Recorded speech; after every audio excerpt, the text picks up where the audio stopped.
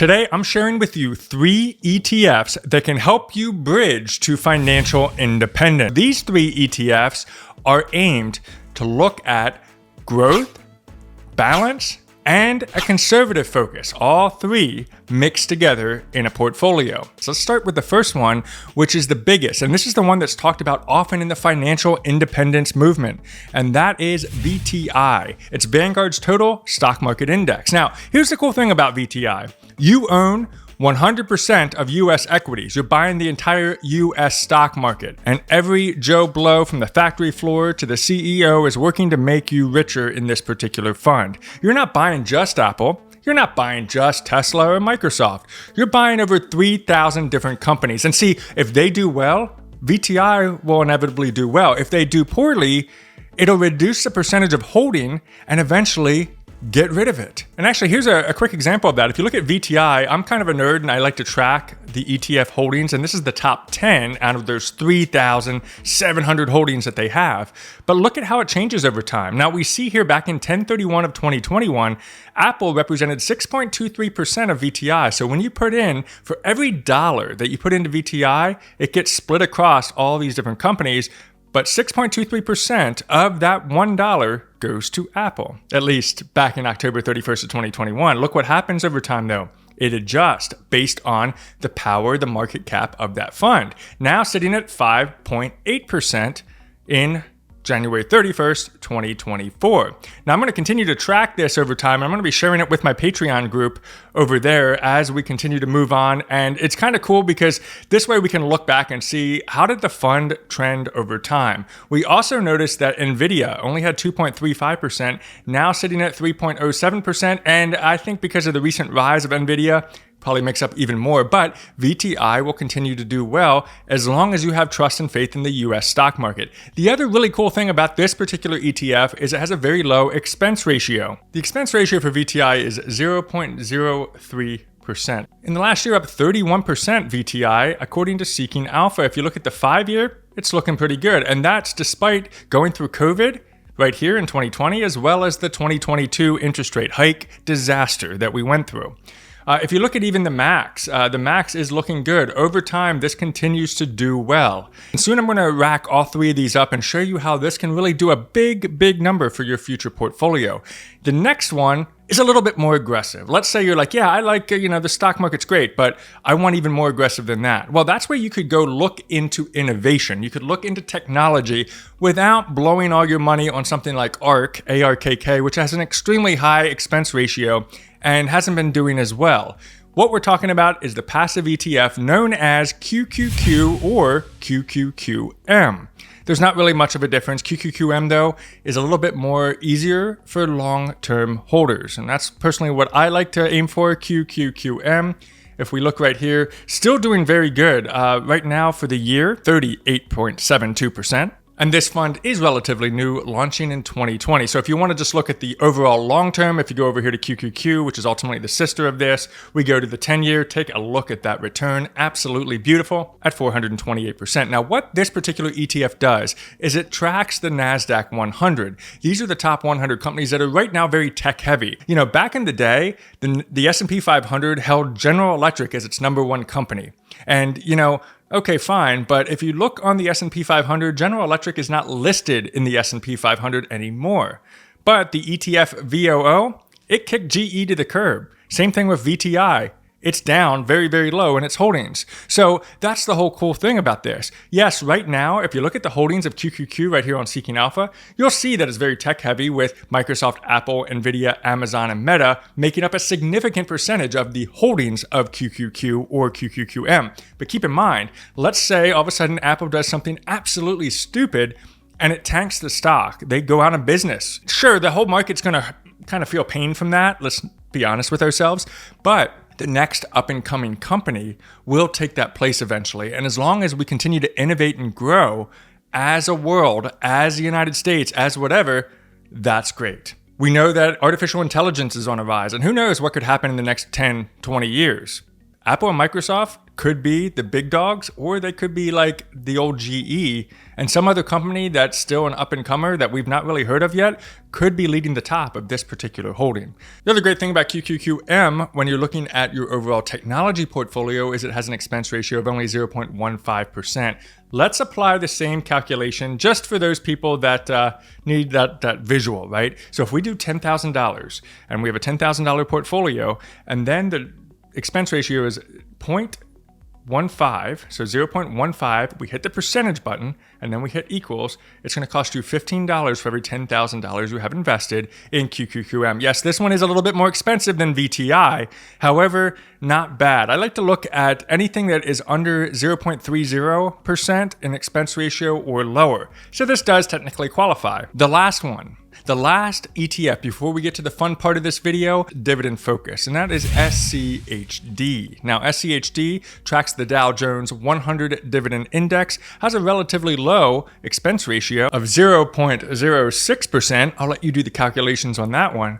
But this one is really focused on not so much growth, not even compared to VTI. It's more focused on paying out those dividends and stability. It's about that stability in the market. And what's really nice about SCHD, if we come over here and I type in SCHD right here into Seeking Alpha, you're going to see a little bit of a difference here. Now, if we go into the summary, have a look at this. If we go over to the 5-year, do you notice what happens here in 2022? It flatlines a bit. Granted, 2020, COVID was a shocker to everybody, so it did drop down. Call that a micro crash if you want.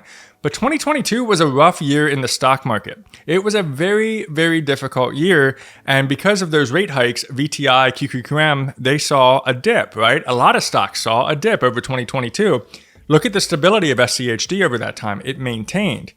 That is what's really nice about this particular fund. It's aiming for that very conservative approach. Now, as you get older and your goal is to retire and live off of your money, you want to lessen the amount of the roller coaster of the ETF ride. So for example, QQQM, that could shoot to the moon and then drop down to the depths of hell at any moment. Just because it's a technology company, those things are a wild roller coaster. Big risk, big reward, but SCHD will be your nice little bit of a train. It does go up, it does go down, but not as much of a swing. And its dividend yield is absolutely fantastic at 3.31%. And right now you can see the last one it paid was a total of 61 cents per share with an ex-dividend date of 320 and a payout date of 325, which means it just paid dividends as of the recording of this video. Now, let's say you build up a lot of shares over time, and we're talking about you build up enough shares to really build a nice portfolio. Let's say you have 5,000 shares. Now, 5,000 shares means that you have roughly like $400,000 into SCHD, but have a look at this. If you had that 5,000 shares times 61 cents per share on 325, you would have gotten paid $3,050. Now that's pretty nice considering that it is that fixed income approach. But why not mix all of these up? See, as I look forward to my financial independence portfolio, I'm doing a mix of all of these things. I'm going 40% VTI, 40% QQQM, and only 20% SCHD because right now I don't need to live off of a lot of income. Now, once again, this is not financial advice to you to buy, hold, or sell any of these funds. You got to do your own research, dig into it, and also look at your own personal finance story. I don't know what your personal finance story is, so you got to do that or get yourself a financial advisor. Let's take a look at all three of these funds and do a little bit of a fun comparison. If I go back to the last 10 years, if we go to like 2013 to 2024, right here on Portfolio Visualizer, I will include a link to this in the description below so you can play around with it a little bit more.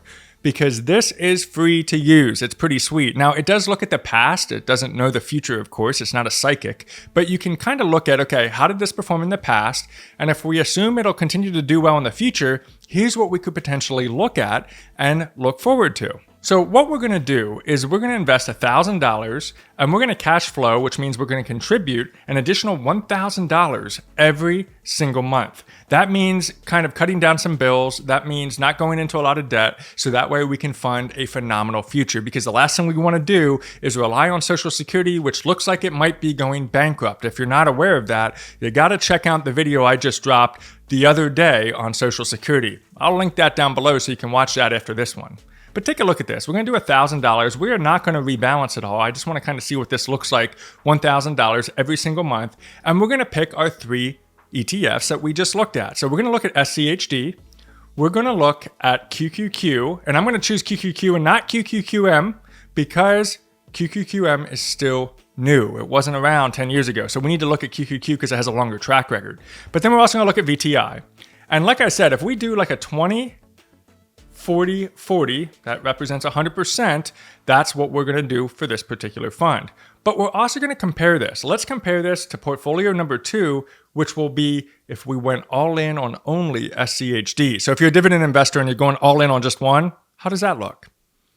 And then let's look at, for those people that are seeking financial independence, that go all in on either VTSAX or VTI, same fund, in portfolio number 3.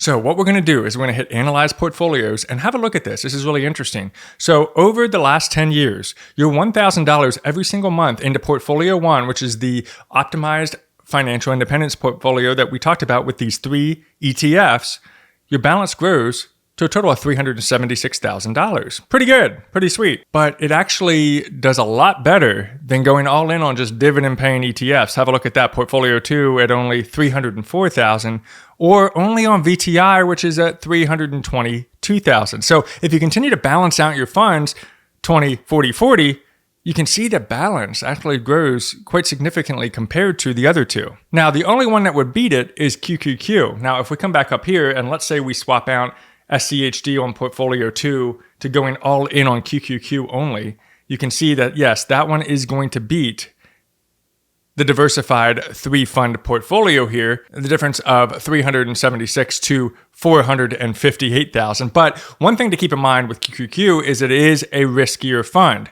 There could be times that you need to withdraw on your portfolio, and all of a sudden it's on like an extreme down, which means you're withdrawing when you're down on your portfolio. So just be careful about that risk of going all in on a very small sector of technology.